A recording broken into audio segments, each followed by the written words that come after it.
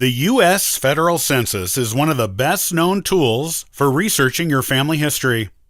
Whether you are a novice or a veteran of using the census, there is always more to learn about this fascinating record set. Today, on the Ancestral Findings Podcast, I'll give you the top 5 questions genealogists of all levels have about the census and their answers.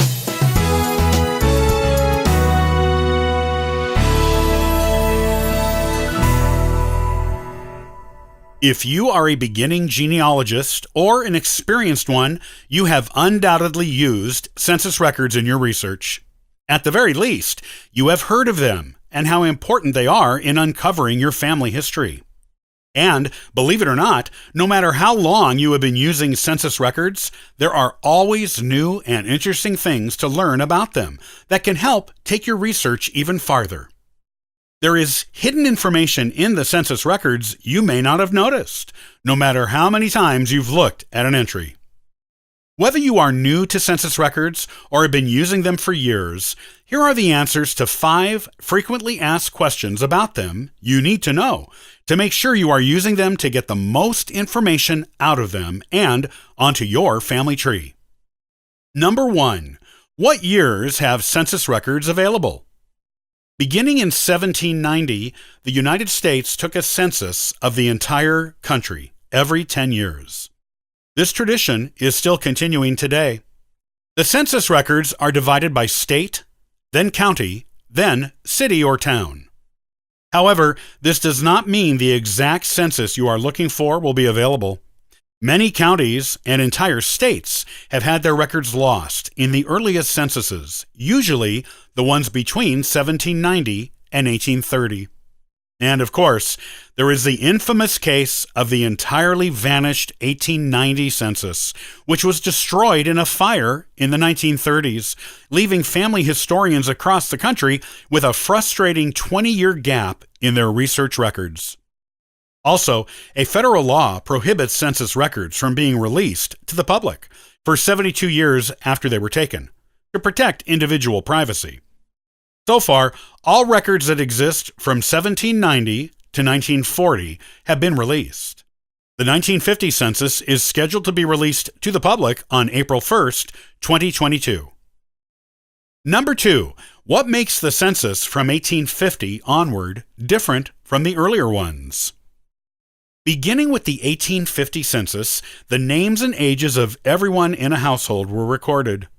Prior to that, in the 1790 to 1840 census records, only the names of the heads of households were listed, though those censuses included tallies of how many people of each gender in one of several different age groups lived in the house with the head of household.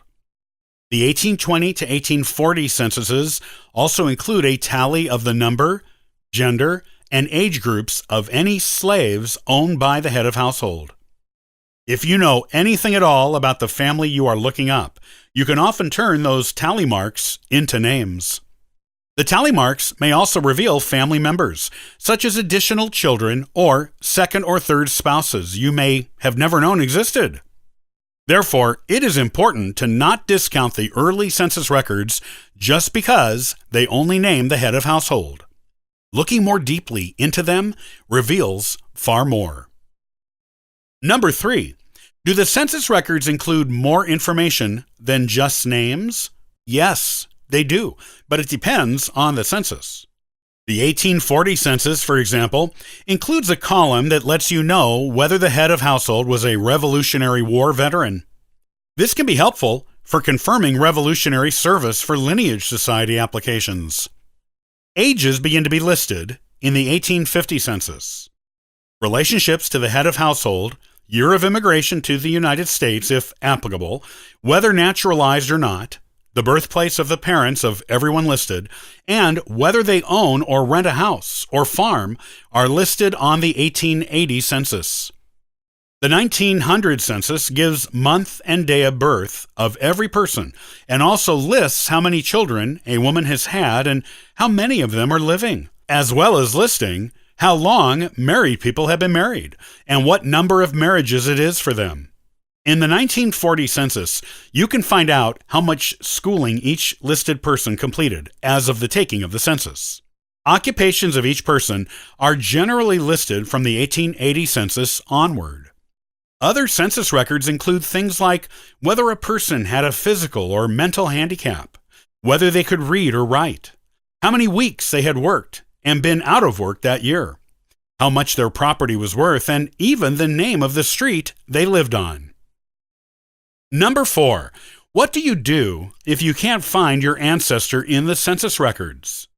While some people were overlooked in certain census records because they were moving and in between residences, such as people migrating west, they weren't home, the person giving the information forgot to include them, or deliberately did not, or were genuinely trying to hide from census takers, the vast majority of people who seem lost in any given census year are actually there. You just may have to employ some creative searching methods to find them. If the person had a hard-to-pronounce or unusual last name, the census taker may have made a best guess as to what the name was and how to spell it, especially if the person giving the information couldn't read or write. The person transcribing census records for indexes may not have been able to read the census taker's handwriting and mistranscribed your ancestor. You can often find the person you're looking for by searching their neighborhood manually.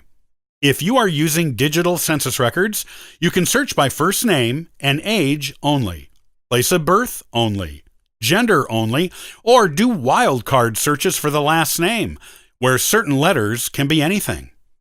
Or you can use any combination of these methods to find your ancestor. Number 5. Where are searchable census records located? In the old days of genealogy, you would have to go to a genealogy library, look up a name in a printed index, and then get to a roll of microfilm corresponding to that name, and scroll through to find your person, or just browse a whole neighborhood, if no name was in the index. You can still search this way.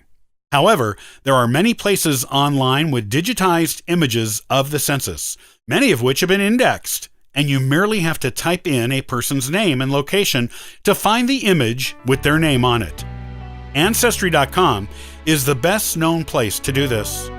Other sites have full or partial U.S. Census records for searching online, such as Fold3, US GenWeb, AmericanAncestors.org, the websites of local historical societies, and more.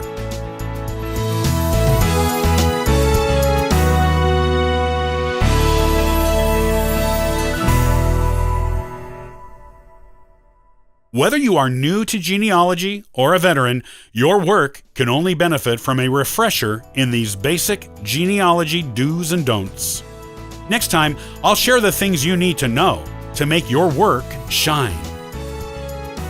Copyright by Ancestral Findings, all rights reserved.